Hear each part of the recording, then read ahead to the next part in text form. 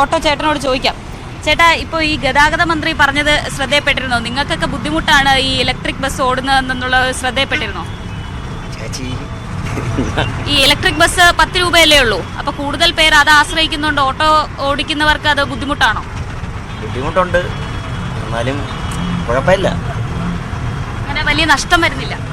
വലിയ നഷ്ടം എന്ന് പറഞ്ഞാൽ ഇപ്പോൾ ഓട്ടം കുറവാണ് പൊതുവെ, അത്രേ ഉള്ളൂ. ഇലക്ട്രിക് ബസ് ഇറങ്ങിയതിനു ശേഷം ഇപ്പോൾ ഓട്ടം കുറവാണ്. അതാണ് നമ്മളൊരു അഭിപ്രായം. അപ്പൊ അതൊരു ബുദ്ധിമുട്ടാണെന്നാണോ പറയുന്നത്? അത് ബുദ്ധിമുട്ടാണ്. അപ്പോൾ അത് അവർക്ക് ബുദ്ധിമുട്ടാണ് എന്നാണ് പറയുന്നത്. നമുക്ക് ഒരുപക്ഷെ കൂടുതൽ പേരുടെ പ്രതികരണത്തിലേക്ക് പോകാമെന്ന് കരുതുന്നു. എന്തായാലും നേരത്തെ സൂചിപ്പിച്ചതുപോലെ ഈ ലാഭത്തിന്റെ കണക്കുകൾ ഒരുപക്ഷെ പഠിക്കാതെ ആയിരിക്കാം ഗതാഗത മന്ത്രി പ്രാഥമികമായൊരു കണക്ക് പറഞ്ഞതെന്ന് വേണം ഈ ഘട്ടത്തിൽ മനസ്സിലാക്കാൻ. എന്തായാലും ചൊവ്വാഴ്ച ഈ റിപ്പോർട്ടിന് ശേഷം അദ്ദേഹം കൂടുതൽ പ്രതികരിച്ചേക്കാം. ചേട്ടാ, ഈ ഇലക്ട്രിക് ബസ് ഓടുന്നത് ഓട്ടോ ഓടിക്കുന്നവർക്ക് നഷ്ടമാണോ?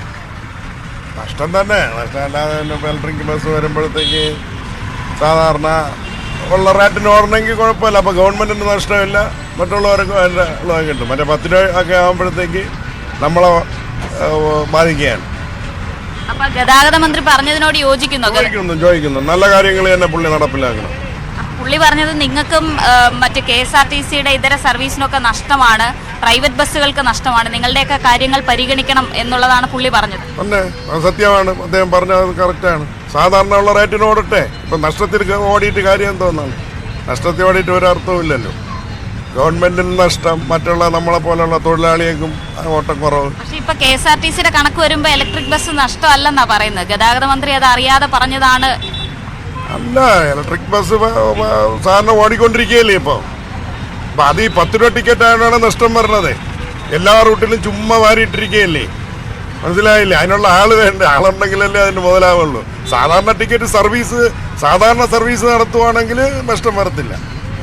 ഇലക്ട്രിക് ബസിന്റെ നിരക്ക് വർദ്ധിപ്പിക്കണമെന്നാണോ? സാധാ ബസിന്റെ റേറ്റ് ആക്കുക, 10 രൂപ മാറ്റുക. അപ്പം നഷ്ടം വരില്ല. തൊഴിലാളികൾക്ക് ശമ്പളം കൊടുക്കാൻ കാണും, ബുദ്ധിമുട്ട് വരില്ല ട്രാൻസ്പോർട്ടിന്. അപ്പോൾ അതാണ് എൽദോ നമ്മൾ 1-2 പേരോട്, ഈ ഓട്ടോ ഓടിക്കുന്ന ചേട്ടന്മാരോട് സംസാരിച്ചപ്പോൾ മനസ്സിലാക്കാനായത്. നിരക്ക് വർദ്ധിപ്പിച്ചുകൊണ്ടുള്ള ഒരു സർവീസ് ഇലക്ട്രിക് ബസ് നടത്തണം. അപ്പോൾ ഈ നഷ്ടം ഒഴിവാക്കാനാകും, അവർക്കും അത് വലിയ ബുദ്ധിമുട്ടില്ലാതെ പോകുമെന്നുള്ള പ്രതികരണമാണ് അവരുടെ ഭാഗത്തു നിന്ന് ലഭിക്കുന്നത്.